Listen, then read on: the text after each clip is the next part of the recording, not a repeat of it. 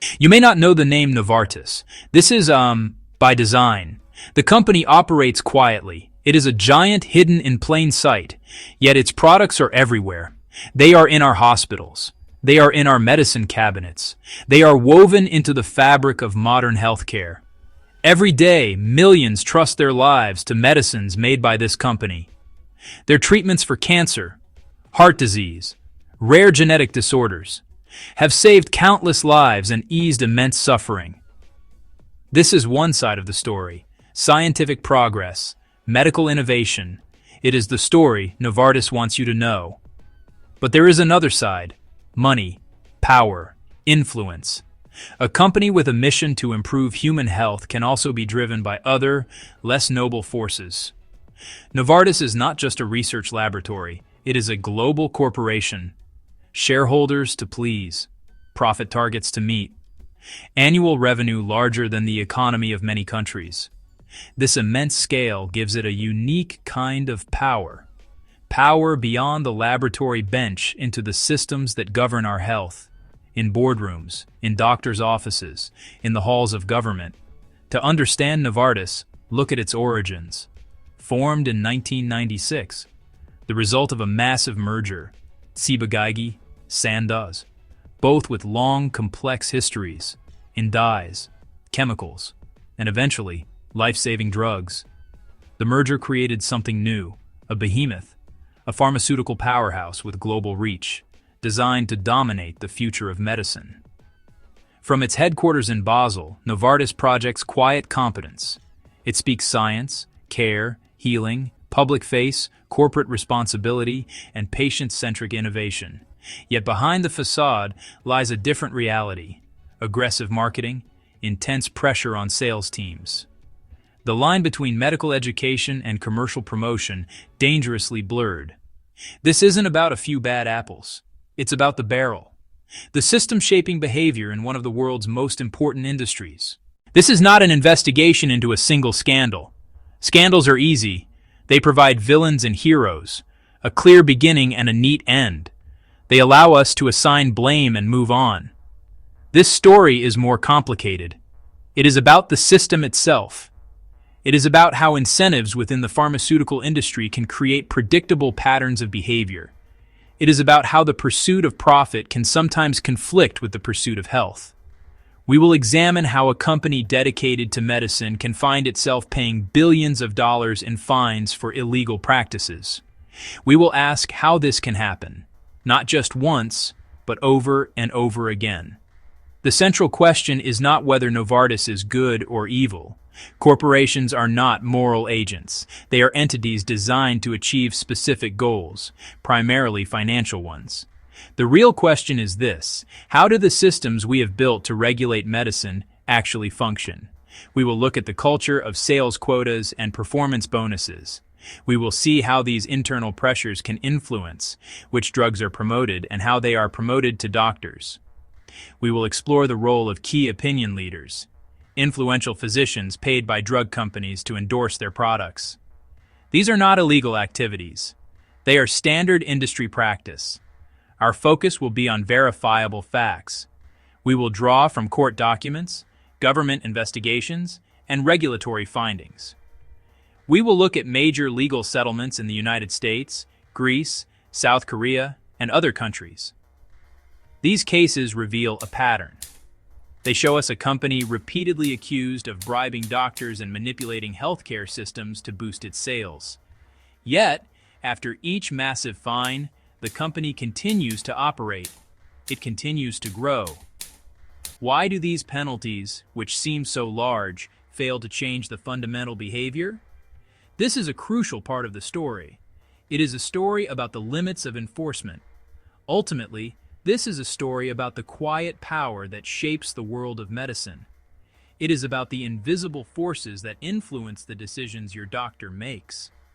The case of Novartis serves as a powerful lens. Through it, we can see the structural problems that exist across the entire pharmaceutical industry.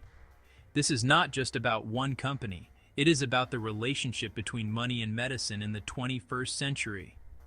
It is about understanding the systems that deliver our healthcare, so we can begin to ask how they might be improved. The story of Novartis begins long before its official creation.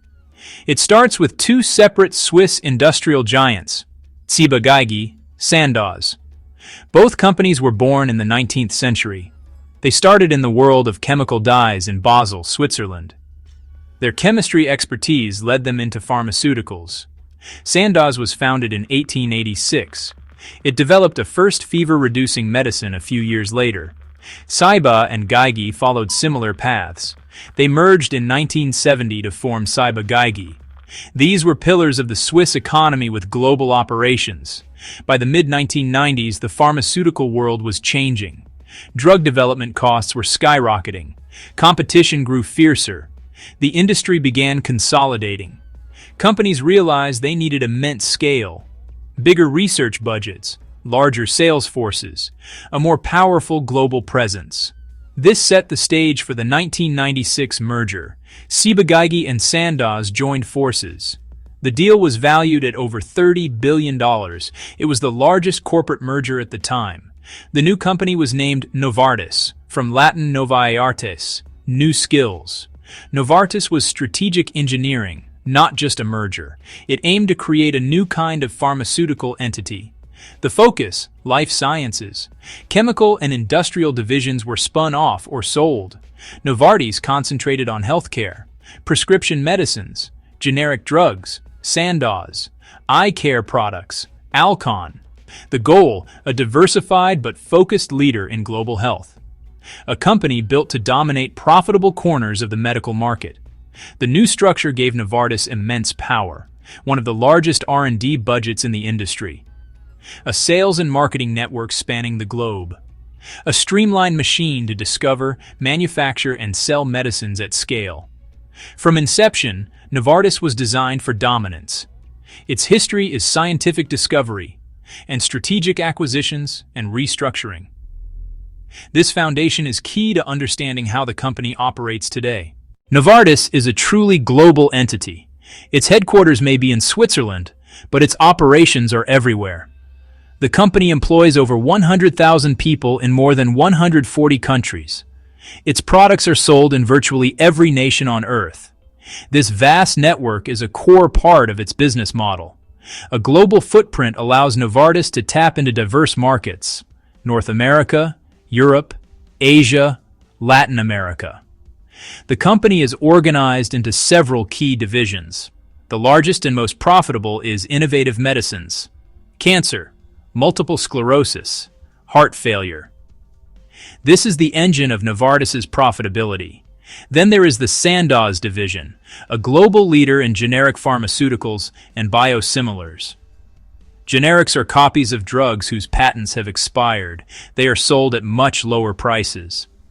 This division provides volume and market access, ensuring a Novartis product is available at multiple price points. This structure creates a complex web of influence. Each country where Novartis operates has its own health system, its own regulations, and its own culture. To succeed, Novartis must navigate all of them. This means building relationships. It means interacting with thousands of different government agencies, hospitals, insurance companies, and medical associations. The company's sales representatives are on the ground. Its lobbyists are in capital cities. This global reach creates countless points of contact, and each point of contact is an opportunity for influence. At its core, the business model of Novartis is straightforward. It is about converting scientific innovation into financial profit. This process begins with research and development. R&D Novartis invests billions each year searching for new molecules, new treatments. This is a high-risk, high-reward game. Most potential drugs fail during development. A single successful blockbuster drug can pay for all the failures. This is the jackpot every pharmaceutical company is chasing. If successful, the company files for a patent. A patent is a government-granted monopoly. For about 20 years, only Novartis can sell that drug. This exclusivity window is when the company must recoup its investment and profit. Every day, every month that a drug is on patent is a crucial opportunity. The financial clock is always ticking. This pressure drives sales and marketing strategy. The goal: get doctors to prescribe the new patented drug as widely as possible. The company's primary customer is not the patient, it is the prescribing doctor. Marketing efforts are overwhelmingly directed at physicians. Sales reps build relationships with doctors. They provide information and persuade about benefits. Make Novartis the first drug a doctor thinks of for a condition. Huge emphasis on sales volume and market share. Sales reps get ambitious quotas. Bonuses and careers depend on meeting targets. A powerful internal incentive system focused on sales growth. Official mission: improve patient health. Day-to-day reality, driven by commercial targets. This fundamental tension, duty to heal versus drive to sell, lies at the heart of our story. The target audience. A new drug is useless to a company if it stays on the shelf. The final step in the long journey from lab to market is persuasion. In the pharmaceutical industry, this persuasion is not aimed at the public. The target audience is highly specific. It is the doctor. The physician is the gatekeeper. They are the only person who can write the prescription that unlocks the sale. The entire marketing apparatus is built to influence healthcare professionals. The primary tool is the pharmaceutical sales representative. Novartis employs thousands of these representatives worldwide. Their job: visit doctors in offices and clinics, bring information about new drugs, bring free samples, answer questions, build personal relationships. This is not a casual chat. It is a carefully planned sales call. Representatives are trained on specific messaging. They use detailed data to target the right doctors. Every interaction is tracked, measured, optimized for maximum impact. The goal: keep the Novartis brand top of mind. Direct-to-physician marketing goes far beyond office visits. Heavy advertising in medical journals, sponsoring booths at major medical conferences, interacting with thousands of doctors at once, funding continuing medical education, CME programs. Doctors are often required to attend to maintain licenses. Industry funding creates a clear conflict of interest. Information can be subtly biased toward the sponsor's products. It shapes how doctors think about diseases and treatments. The scale of this marketing is immense. In the US alone, the industry spends billions yearly marketing directly to healthcare professionals. This exceeds direct-to-consumer spending. This quiet, professional-focused marketing is more effective. It operates below public awareness. It creates a curated, company-funded information environment for doctors. It is a system designed to turn medical professionals into customers. The opinion leaders. In any profession, there are figures who command respect. Their opinions carry weight. In medicine, these individuals are known as key opinion leaders, or KOLs. They are often prominent academics, heads of hospital departments, leaders of professional medical societies. They publish influential research and speak at important conferences. Other doctors look to them for guidance on the latest medical advancements. Pharmaceutical companies understood the power of these individuals early on. Cultivating relationships with KOLs is a cornerstone of pharmaceutical marketing strategy. Companies like Novartis pay these influential doctors substantial fees to act as consultants, advisors. They are paid to give speeches to other doctors at company-sponsored events. But the speaker is being paid by the drug manufacturer. The content is often developed with the company's marketing team. It is a highly effective way to lend scientific credibility to a commercial message. These payments can be very large. Publicly available data reveals that top doctors can earn hundreds of thousands or even millions of dollars for speaking, consulting, and other services. Critics argue that these financial ties create a powerful conflict of interest. Can a doctor who receives a significant income from a company remain truly objective? The system is designed to blur the line between expert advice and paid endorsement. This strategy creates a powerful echo chamber. A new drug is launched. Key opinion leaders begin to speak about its benefits. They publish articles. Other doctors see this activity. This gives them the confidence to prescribe it. The company's marketing message is no longer coming from a sales representative. It is coming from the trusted leaders of the medical community itself, creating a powerful and self-reinforcing cycle of influence, incentives, and quotas. The pressure to sell is not just an abstract corporate goal. It is a daily reality for the thousands of sales representatives. Their jobs, their bonuses, and their career prospects are tied directly to their ability to meet specific targets. These targets, or quotas, are not vague. They are precise. A representative might be tasked with increasing the number of prescriptions. This system turns the act of medical persuasion into a numbers game. This incentive structure creates a high-pressure environment. Those who exceed their quotas are rewarded with large bonuses, lavish trips, and promotions. Those who fall behind face intense scrutiny and the potential loss of their job. This culture can push representatives to be extremely aggressive. This can include promoting a drug for off-label uses. While doctors are legally allowed to prescribe drugs off-label, it is illegal for companies to market them for these uses. This puts patients at risk and undermines the regulatory system.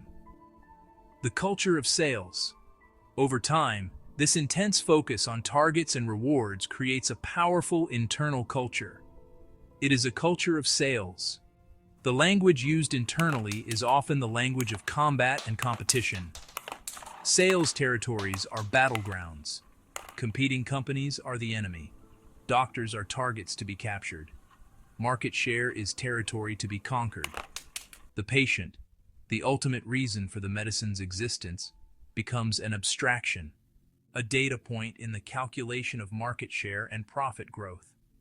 This sales-first culture can create an environment where bending the rules is seen as acceptable. When everyone around you is doing it and the system rewards it, such behavior can start to feel normal. This is the system that has been at the heart of many of Novartis's legal troubles. They were the predictable outcomes of a system where the culture of sales overrode ethical and legal obligations. It is a culture that prioritizes profit above all else. The United States, kickbacks for prescriptions. The United States is Novartis's largest market. It is also where the company has faced some of its largest legal penalties. One of the most significant cases came to a head in 2020. Novartis agreed to pay over $678 million to resolve claims of illegal kickbacks. The government accused the company of using sham speaker programs to bribe doctors. These events were presented as educational. In reality, they were often little more than social outings. Expensive restaurants, wineries, sports bars. The government alleged the real purpose was to funnel money to high-prescribing physicians. Evidence from whistleblowers and federal investigators.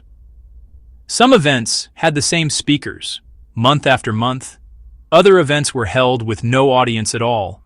The doctors were still paid their honoraria. The government argued this was not education. It was a thinly veiled bribe. The data was clear. Doctors who participated dramatically increased their prescribing of Novartis drugs. In the settlement, Novartis did not admit to all allegations. It did admit to certain facts.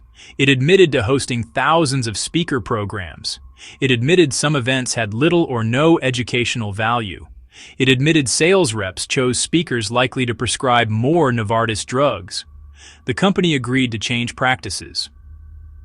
This was not about a few bad employees. It was a systemic, company-wide marketing strategy.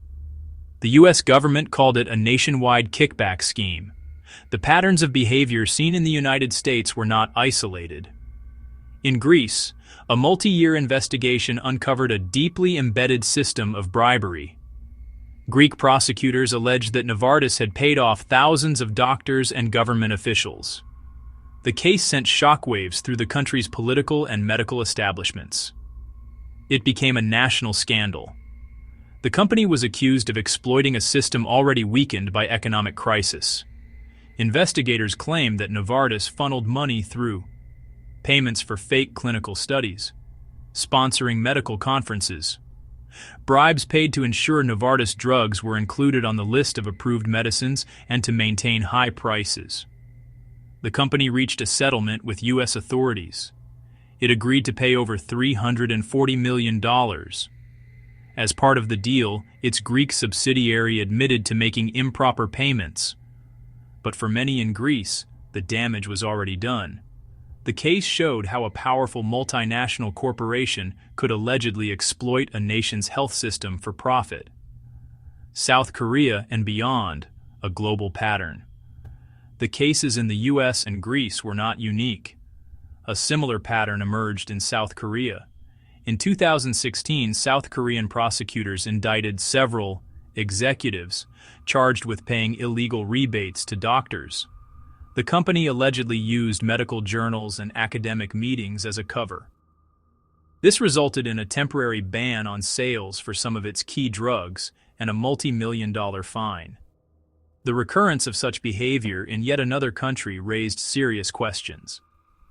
It suggested a global playbook, a set of tactics that could be adapted and deployed in different markets. Similar allegations surfaced in other countries, in China, in Vietnam, in Poland.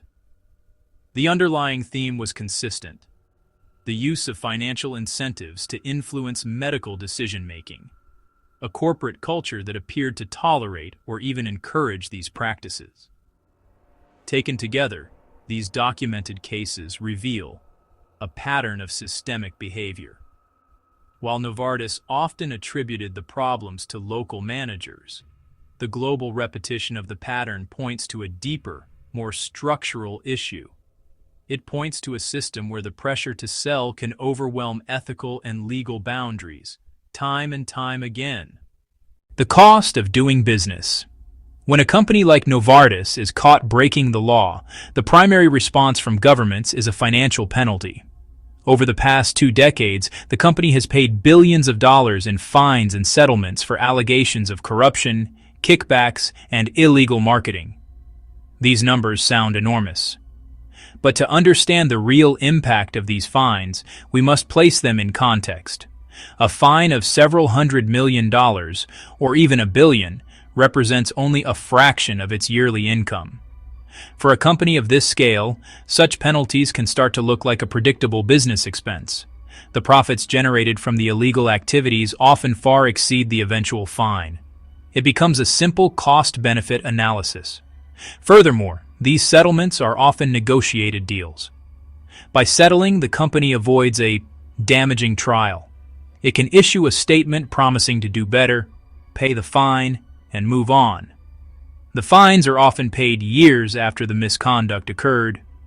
By the time a settlement is reached, the executives who presided over the illegal behavior may have already retired. The limits of enforcement. One of the most important is the Corporate Integrity Agreement, or CIA. A CIA is essentially a form of corporate probation. Novartis has been under multiple CIAs over the years, yet the misconduct has continued. Critics say CIAs create superficial compliance. They pass the test without changing the sales culture. A more severe penalty would be exclusion from Medicare and Medicaid. For Novartis, that would be a corporate death sentence. Regulators are extremely reluctant to use it. Novartis makes life-saving medically necessary drugs. Kicking the company out could harm patients. This is a too-big-to-fail paradox. Importance shields it from the severest consequences. They know the ultimate penalty is likely off the table, so the pattern persists. The system of penalties has proven insufficient to change the calculus of risk and reward. The unsettled question. The story of Novartis is not the story of one bad company. It is a case study in the structural challenges of modern medicine. We see how the immense pressure to generate profit can create a culture where ethical lines are blurred. The patterns of behavior are not anomalies. They are the symptoms of a deeper ailment. The fines and settlements have proven to be an inadequate remedy. They function less as a deterrent and more as a calculated cost of doing business. The legal system struggles to impose true accountability, leaving them in a cycle of transgression, penalty, and repetition. True reform would require a fundamental reevaluation of the incentives, changing how doctors receive information, rethinking patent laws. It could also mean finding ways to hold individual executives accountable. These are not simple fixes. Ultimately, the case of Novartis leaves us with an unsettled question. How do we ensure that an industry with the power to save lives is always motivated by that purpose and not by the pursuit of profit at any cost? This is not just a question about corporate governance. It is a question about the values we prioritize in our healthcare systems. As long as the financial incentives for selling medicine remain more powerful than the ethical and legal guardrails, stories like this will continue to be written. The quiet power of money will continue to shape the world of medicine in ways we are only just beginning to understand, leaving the health of society hanging in the balance.